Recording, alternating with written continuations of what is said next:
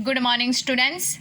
12वीं वाले बच्चे, सिद्धि हिंदी विद्यालय के इस ऑनलाइन क्लासेस में आपका हार्दिक स्वागत है। अब बच्चों, यहाँ पे हमारा ये जो पाठ चल रहा है बाजार दर्शन के रचयिता जैनेंद्र कुमार, और यहाँ पे हमारा पाठ जो है वो ख़त्म हो चुका है। अब इसके साथ साथ यहाँ पे बाजार दर्शन पाठ के हमने स्वाध्याय के प्रश्न भी करीबन हमने देख लिए हैं, ठीक है, जिसमें 5 प्रश्न थे, तो वो 5 प्रश्न भी हमारे हो गए हैं। अब पाठ के आसपास के प्रश्न, ठीक है, हो सकता है बच्चों की इनमें से भी 1 आध 2 प्रश्न ऐसे आ जाए, तो हम इस प्रश्न की भी चर्चा करेंगे। आपको लिखने हैं, स्वाध्याय आपको अपनी कॉपी में लिखना है। जितने भी प्रश्न की चर्चा हम यहाँ से करेंगे बच्चों, जिसको दोहराएंगे, यहाँ पे सिर्फ 5 ही प्रश्न थे, लेकिन वो 5 प्रश्न आप वीडियो में देख सकते हो कि हमने यहाँ पे एक वीडियो में 2 ही प्रश्न किए और दूसरे वीडियो में हमने 3 प्रश्न किए। तो हम इतने धीरे से और सरलता से ये प्रश्नों के उत्तर कर रहे हैं, तो आप हमें बिल्कुल जल्दबाजी नहीं करनी है। तो उम्मीद करती हूँ कि आप भी अपनी कॉपी में लिखोगे, और कॉपी में लिखना ही है, ये आपका होमवर्क है, ठीक है। अब यहाँ पे पाठ के आसपास में कुछ एक प्रश्न है जिसकी हम चर्चा कर लेते हैं। इसके अतिरिक्त भी कुछ एक प्रश्न है जो मैं आपको यहाँ से बोल के बताऊँगी, जो आपको हो सके कि 2-3 अंकों में बोर्ड की परीक्षा में पूछे जाए, ठीक है। अब यहाँ पे जैसे कि पाठ के आसपास में ये जो पहला प्रश्न है, जिसके दूसरा प्रश्न देखो, बाजार दर्शन पाठ के किस प्रकार के ग्राहकों की बात हुई है? आप स्वयं को किस श्रेणी का ग्राहक मानती है? अब यहाँ पे ये हमें पूछा गया है, तो ज़्यादातर ये प्रश्न हमें नहीं लिखना है, ठीक है, क्योंकि ऐसे प्रश्न यहाँ पे ज़्यादातर बोर्ड की परीक्षा में नहीं पूछे जाते हैं।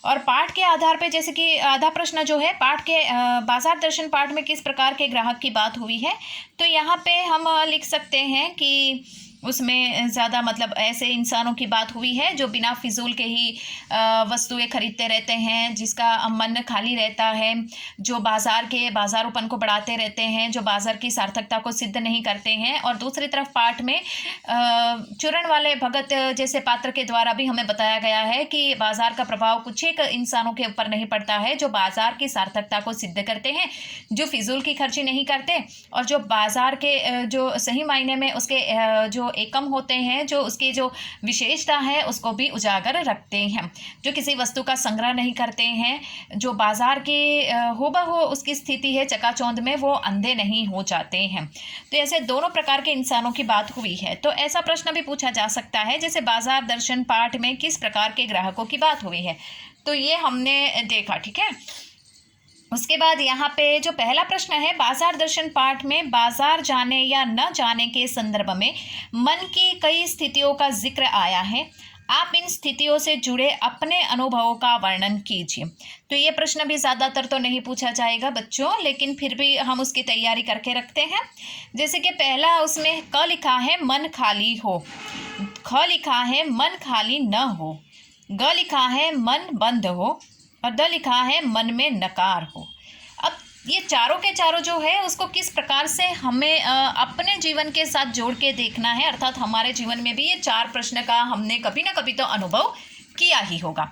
तो उसमें पहला जो लिखा है मन खाली हो, तो उसमें हम लिख सकते हैं कि जैसे एक बार मैं अपनी सहेली के साथ नेशनल हैंडलूम गई, वहाँ की आकर्षक वस्तुओं को देखा, मैं अपने आप को रोक नहीं पाई और ढेर सारी अनावश्यक वस्तु को घर ले आई।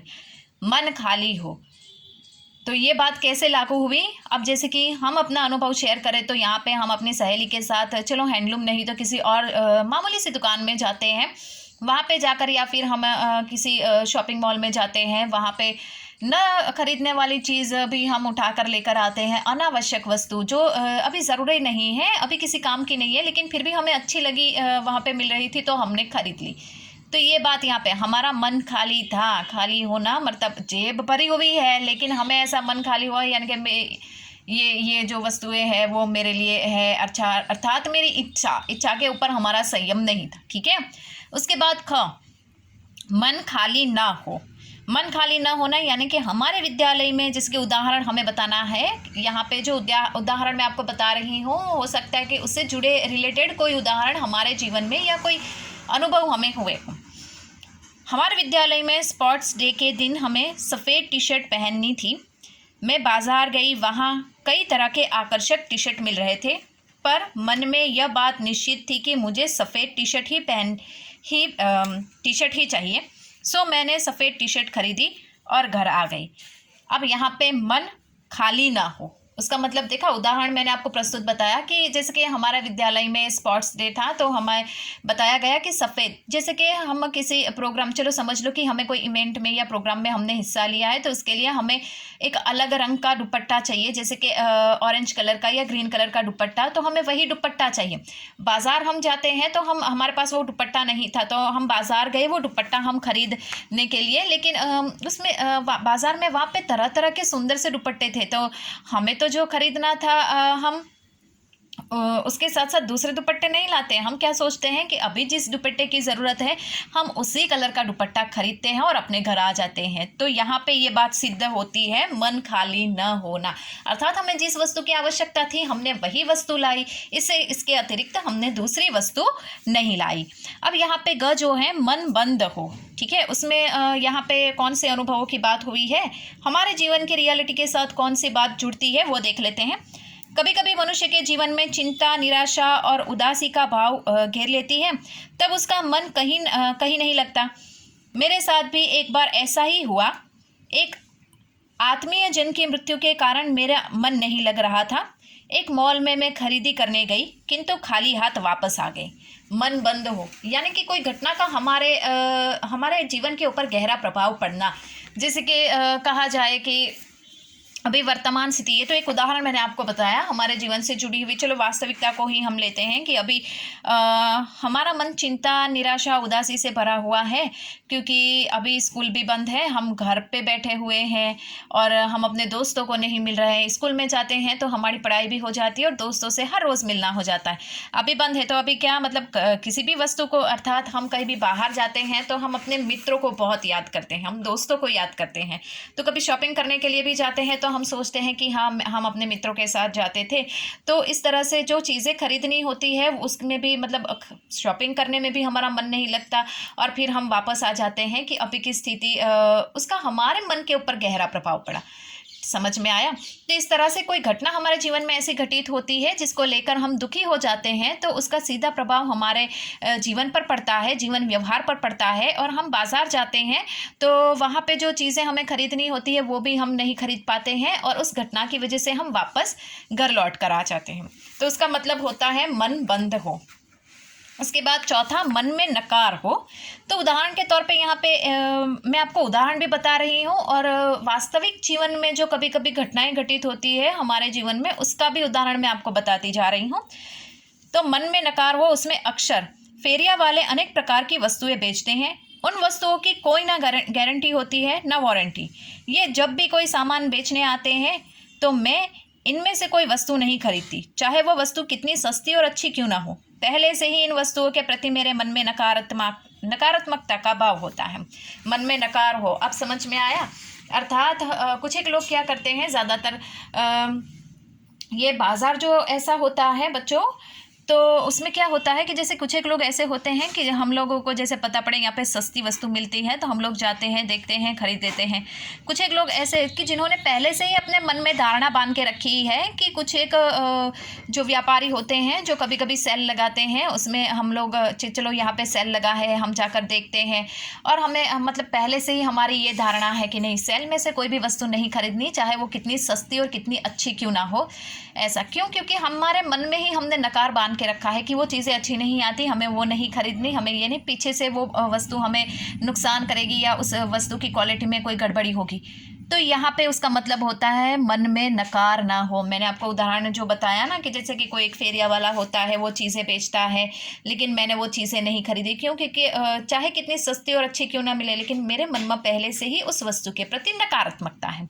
तो बिल्कुल उसी प्रकार से ये बात यहाँ पे लागू होती है हमारे जीवन में भी। कुछ एक इंसान ऐसे होते हैं कि हम लोग ये सोचते हैं कि यहाँ पे सेल भले ही है लेकिन यहाँ से कोई भी वस्तु ना खरीदे। क्यों? क्योंकि हमारा ये मानना है कि ये वस्तु अच्छी नहीं, हमारा मन ही नकार है पहले से कि सस्ती वस्तुएं कभी नहीं खरीदनी। क्यों? क्योंकि वो अच्छी नहीं आती, ऐसा हम सोचते हैं। तो पहले से ही हमने मन में नकार को बांध के रखा है। तो यहाँ पे एक प्रश्न हुआ। उसके बाद यहाँ पे जो तीसरा प्रश्न है कि आप बाजार की भिन्न भिन्न प्रकार की संस्कृति की अवश्य परिचित होगे। मॉल की संस्कृति और सामान्य बाजार की हाट की संस्कृति में आप क्या अंतर पाते हैं? परचेजिंग पावर आपको किस तरह बाजार में नज़र आती है? तो ये बात बहुत अलग प्रकार की है। जैसे कि हम मॉल में जाते हैं और हाट बाज़ार में जाते हैं, दोनों में फ़र्क होता है। मॉल और हाट बाज़ार मतलब दोनों एक अलग ही होता है। हम यहाँ पे मैं कह सकती हूँ कि यहाँ पे जितने भी छात्र हैं, स्कूल के जितने भी स्टूडेंट्स हैं, वो ज़्यादातर ये शॉपिंग मॉल में हम लोग गए ही होंगे। और इसके साथ साथ ये जो हाट बाज़ार होता है, जहाँ पे मतलब वस्तुएं, बहुत सारी वस्तुएं बहुत सस्ती मिलती है, उसमें हम गए होंगे।